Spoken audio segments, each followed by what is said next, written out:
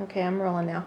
Okay, Stephen K. Peeples here, March 2nd, 2017, with Keith Allison at Keith's place in Sherman Oaks. And Keith and I just connected through a mutual friend, which is a pretty crazy story. But Jerry Retzloff is an old friend of mine who's the marketing manager for Lone Star Beer based in Austin, Texas back in the 70s, and was the guy who, along with Willie Nelson and a few other key players, helped engineer the whole connection between Lone Star Beer and Texas music.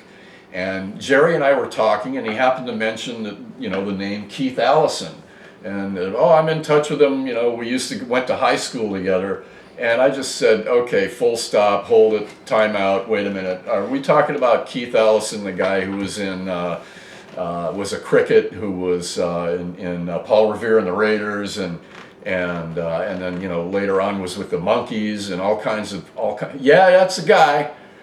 I said, okay, and he's in Sherman Oaks. He's right up near you. I said, okay, well, we got to hook up. So here we are. Here we are. It's a great to meet you, and great to have a chance to talk with you and grill you about going to high school back in San Antonio. Thank goodness for Jerry Retzloff. Yeah.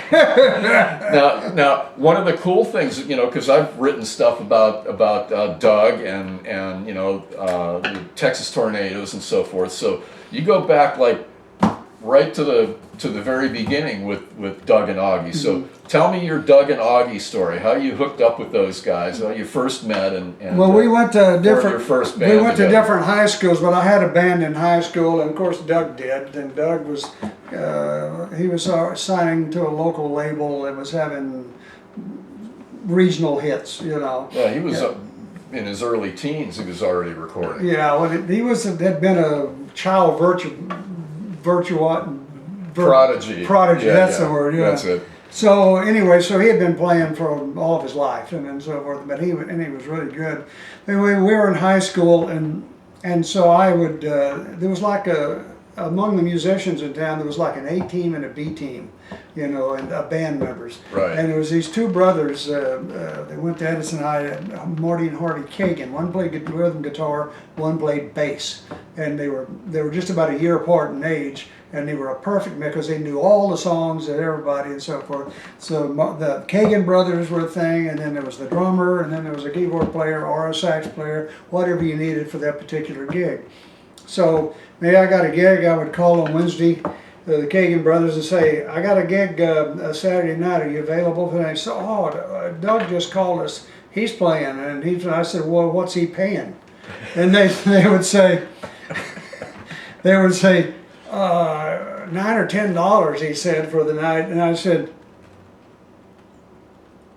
I'll pay you 20, And they would say, the bidding war begins. Yes, let us get right back to you. So they would call Doug, say, hey Doug, can we get out of that? So anyway, Doug he didn't care. He would take the B team, and just tromp through the gig and so forth. I wanted to make sure everything sounded good, Doug was Doug. He was just there for the good time. Even Aggie would do, I'd call Aggie. I said, he said, well, Doug already called me, and I said, well, get out of it, So Doug and I were always stealing the band back and forth from each other on the weekends. That's funny. A lot of times we didn't get the booking until the middle of the week. It wasn't like a long-term thing. You'd get a call. So you guys are still in high school at this point. Yeah. The funny thing is, because there was so much competition as teenagers in high school, cut to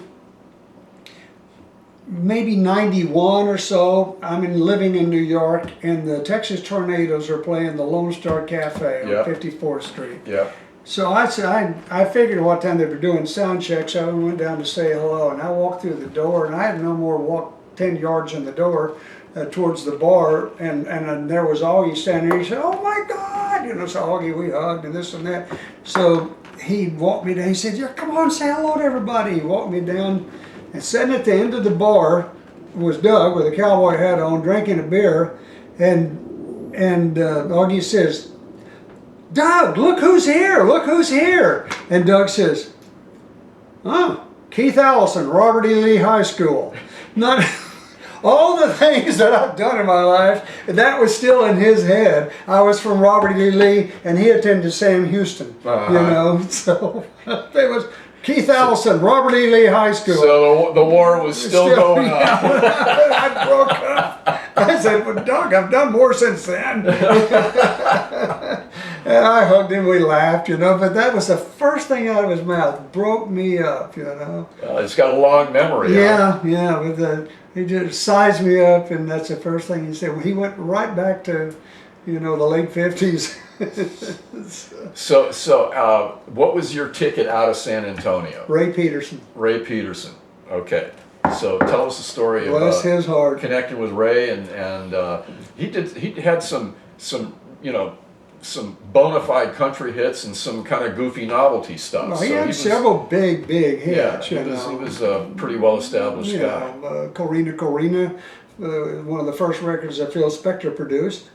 In New York, Tell Laura I Love Her, which was huge. The Wonder of You. Yeah. One of his early hits, which wasn't a real big, but it was a Fever. It was a cover of the Peggy Lee Little Willie John song. And so he had a long line of stuff and so forth. But anyway, there was. I was out of high school and I was in college there in San Antonio, and they were doing these tours of South Texas, and they would use a local band like Doug Somm and his band, or Denny Esba and the Goldens, which Aggie played with Denny Esba too. Denny Esba had local records, regional hits. Bruce Hathaway from KTSA, who was the #1 jock, and KTSA signal reached all these towns in South Texas. So the deal was, you'd go on Friday night, go Friday, Saturday, and Sunday. And on Friday you'd play 2 shows, because you'd start in the evening when we'd drive down to like Beeville, Pleasanton, Corn City, Pearsall, but Gonzales, Victoria, Harlingen, That's like down in the south, from San Antonio, from the Rio Grande Valley, all the way to Texas City. Right. Underneath Houston, and we'd cover all that, and so. They would have a local band, and they would show 2 old rock and roll movies from the 50s, those old black and white. Yeah, Girl Can't Help It. Yeah, or whatever they could get. 2 rock and roll movies, and then a live stage show that every time. And so the disc jockey came out, da-da, and here they are. It's like the Alan Freed thing. Exactly, and then so Moondog Matinee. We would shove, as soon as the movie ended, we shoved our stuff on stage, we put the microphone up, and da-da-da, and we did our dog and pony show, and then the star would come out. Ray Peterson, Roy Orbison, Bruce Chanel, all did these tours, So Denny Esba's band and the Goldens had been booked to back up Ray Peterson, and they realized that they needed some more help, someone that could play and sing, So they asked me to join with his band, and play. So they needed another guitar player, another decent singer, fill it out, and to cover Ray, because his songs were more difficult. We're not talking. He wasn't playing Louie, and so I got added to the shows. The first one I did, and so Friday night, 2 shows on Friday night, 3 on Saturday. These are each in different towns, so. You're on the bus? No bus. We're in 2 cars. Oh my goodness, okay. Ray had a Thunderbird, a brand new Thunderbird, and Jimmy Goodman, and was sponsored by Coca-Cola out of Beeville. It's a Coca-Cola distributor. Right. And it was just 2 cars, We drove down there and start to wherever we were starting, and then we went in and stayed, and we worked so hard, and then stayed in a motel or wherever we ended up. And then on Saturday we did 3 shows, and Sunday we did 3 shows. So 3 different towns, and it was so tight. We were driving 90 and 100 miles an hour, right behind each other on those roads to get to the next gig. And the movie would just be ending, and we'd be unloading the equipment out of the cars and push. I was 20 years old, 19 years old, You okay? got plenty of energy. I not couldn't a do it problem. now, but I was 19 years old at the time. And I was shoving it. And Ray, I found out, was going to California to record. He was going to Florida first to tour some in Florida, all over Florida. And then he was going out to LA to record. I'd never been to LA. Yeah. You know. And he was on Liberty, right? He was on Dunes. Dunes, yeah. It was yeah. Liberty was later. Yeah, later, yeah. And so I made myself indispensable to him. I sang note for note with him, all the harmony parts just right. I played everything right, and I got his attention. And he would come over and work with me. I was on stage right, he was in the middle, and he started drifting over there and working, and I was like, oh gosh. So I worked, and I worked. And so he said, I'm going to Florida, Keith. How would you like to go be my music director? I said, I'm in. And so we drove from San Antonio to Florida, and we played all over the place. Like 3.5 weeks we were in Florida. Then we came back, did some more dates, and then we drove to California. And I was there. It was the first time I'd ever been to LA, 1962. So your first session in LA then was what? I mean, you've done hundreds of sessions, but I mean, so Well, what was I actually your first one? It was at United Recorders on Sunset Boulevard. Yep. And of course it was all orchestrated. There was strings and everything. And Tommy Strange, famous session player, was the guitar player. Yep. And so I'm walking. I'm standing behind him. I'm looking at the charts and everything, and I don't read, you know. So I'm looking at the charts, and I'm looking at that. I'm terrified. And so Tommy said, "Hi, are you Ray's guitar player?" And I said, "Yeah." And I introduced. He said, "I'm Billy Strange." Well, I knew that, but I introduced myself. He said, "Where's your guitar?" I said, "Out in the trunk." He said, "Rick, come on, go get it. Come in, plug in. Just play." Oh no, that's okay. So I just stood and watched, you know, and I was too terrified. You know, I mean, it was big time. Yeah. You know. Well, he was you know, one of the gods. But everybody of in the studio. room, and the drummer was Richie Frost, who was Ricky Nelson's drummer. You know, who I'd seen on all those Ozzy and Harriet shows. Yeah. I mean, everybody. I knew almost everybody in there. With the face value of them, you know, except. A lot, but it was a heavy duty thing, so that was scary for me. So You remember the song? No, Okay. I don't. Was it more than one song in that no, session? two. Yeah, it was two sides. Yeah. Okay. Yeah, they cut 2 or 3 songs and so forth, and they came out. It's the last thing he had on Dunes, and it didn't chart or anything. But anyway, so cut to, I'm in school. I end up going back to school, and Ray called me and said, I'm playing the Dome Shadows, this new club in Houston, for Christmas of '63. Oh. God. Is that mine or yours? Not mine. Oh man. I'm sorry. It must be mine. Oh yeah, it's in here.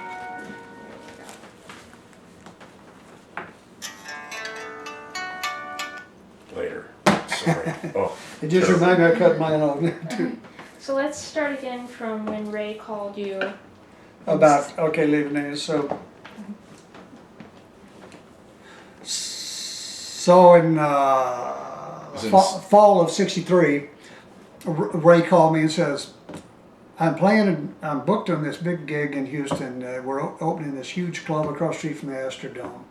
And he said, yeah, you want to come with me? I said, absolutely, yeah, good. So it was right after Christmas, and so we went to Houston, and we're playing there for New Year's Eve. The club opened the 18th of December, and it became a very famous club in Houston, the Dome Shadow, but he was the first big act. You guys opened it, basically. Yeah, we opened it. They had a house band that was unbelievable, you know, the Houston guys that played everything, you know. And so we went there, and so he called me. He had run out to California to do some charity thing or something, and he came back and he said, I'm signing with a new manager. I'm moving to California right after the first of the year. Do you want to come with me?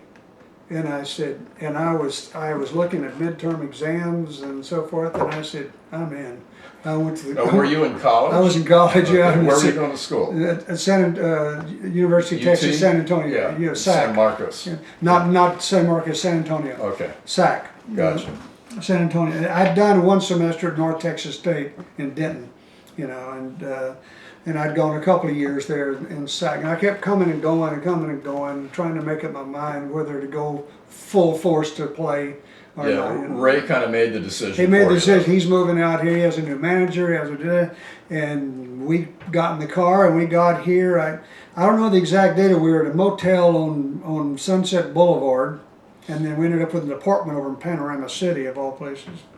And he had a wife, a little baby girl, and she was pregnant.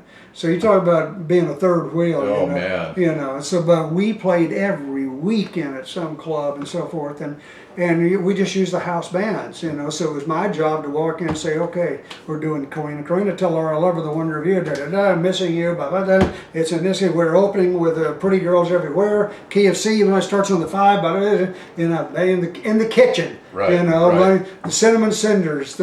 We worked every Friday, Saturday, Sunday. We worked, you know, and we were making money, and so I did that for a long, and finally I had to move out because it was too contentious, a single guy living with a family in Panorama City. Yeah. So I moved in on Sycamore in Hollywood with Jerry Naylor, the lead singer with the Crickets.